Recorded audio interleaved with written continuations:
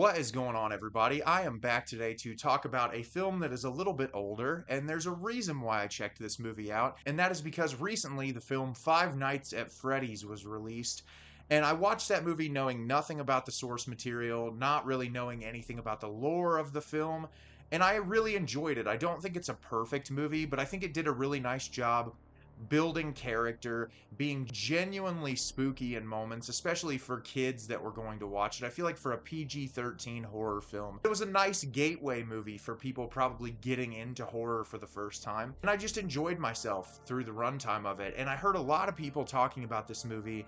And I remember when this was released and the reviews were really mixed. But when Five Nights at Freddy's came out, I saw a lot of people coming out and saying, this is the better version of Five Nights at Freddy's. This is the version that the movie should have been. So because of how much I actually enjoyed that movie, I wanted to watch this to see if I would enjoy it more than Five Nights at Freddy's, especially because it stars Nicolas Cage, who I absolutely love. And the movie I'm going to be telling you about today is Willys Wonderland. Willys Wonderland is directed by Kevin Lewis. When his car breaks down, a quiet loner agrees to clean an abandoned family fun center in exchange for repairs. He soon finds himself waging war against possessed animatronic mascots while trapped inside Willys Wonderland. So, as I said, I really did not know much about this before I watched it, other than the comparisons to Five Nights at Freddy's. So I went into this with an open mind, hoping to love it, because I absolutely love Nicolas Cage, and I thought this movie was terrible. I do not know why people are saying that they think that it's better than Five Nights at Freddy's, because whatever you want to say about that movie being PG-13 or not being over the top and gory, it at least has character development, and it has a story that doesn't feel really lazily handled. It actually feels like there was some time and effort and energy put into developing the story, where in this, the story isn't really well written, the character development is non-existent, and despite some of the really cool action sequences in this, there's so much bloated, padded runtime of just the same recycled sequences that it's impossible to stay completely invested. And also the really lazy cinematography in this movie that's almost nauseating to look at. And I'll talk a little bit more about it when I break the film down for you. So, beginning of the movie, we're introduced to the nameless character of Nicolas Cage. Almost feels like something out of like a Western or something. I don't even think he speaks a line of dialogue the entire movie. He's just completely quiet, and he's driving, and all the tires in his car pop, and he's in the middle of nowhere. Someone comes and picks him up and says, hey, we can fix your car for you. And he pulls his credit card out. They said, we don't take credit card, we only take cash. He doesn't have enough cash on him, their ATM's broken, and he says, I think I can find a way for you to make the money back so we can fix your car. So the mechanic takes him to this place called Willys Wonderland, which is an abandoned Chuck E. Cheese, essentially, very much like Five Nights at Freddy's. There's these animatronic characters in there, and they say, hey, the owner is really interested about getting this place reopened, really wants to get it cleaned up, so if you go in here and you clean this whole place up, we'll give your car back to you for no charge. So the movie is Nicolas Cage is cleaning this place up, and amidst his cleaning, animatronic characters attack him. He'll murder an animatronic character and immediately go back to cleaning. And that is virtually the entire movie until this group of kids are introduced to have other characters in the film to create some sort of side plot so the film can attempt to hold your attention.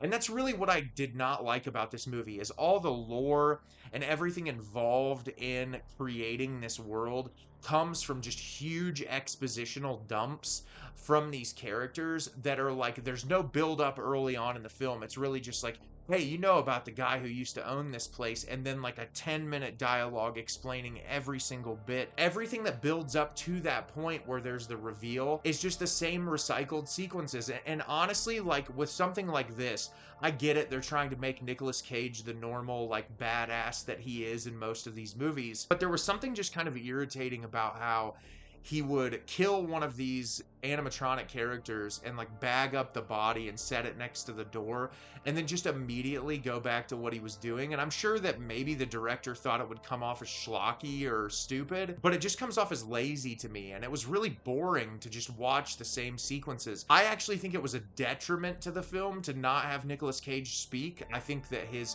unhinged personality, especially in something like this that has such a ridiculous concept, would have benefited from him having dialogue. I think it would have been a lot more entertaining. And part of the problem with him not having any dialogue is all the kid characters that are introduced, or the teenagers, young adults, whatever, they're awful. Like, their dialogue delivery and just their chemistry is terrible.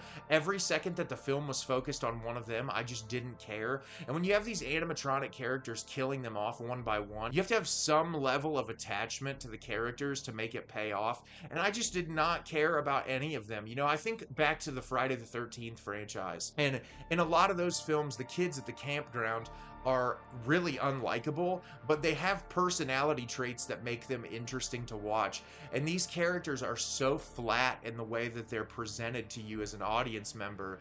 And just watching this film, I just kept wondering, like, where is this gonna go?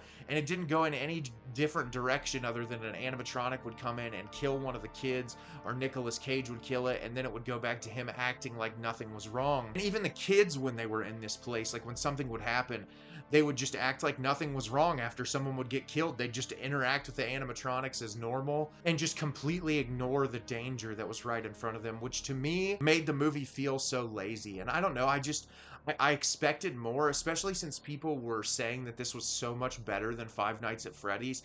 And it's not. It's so lazy. Five Nights at Freddy's at least took the time to build the lore and to pay attention to detail with what makes the game so appealing to kids. The animatronics in Five Nights at Freddy's look way cooler than in this movie. They're way more realistic than the animatronic characters in this film.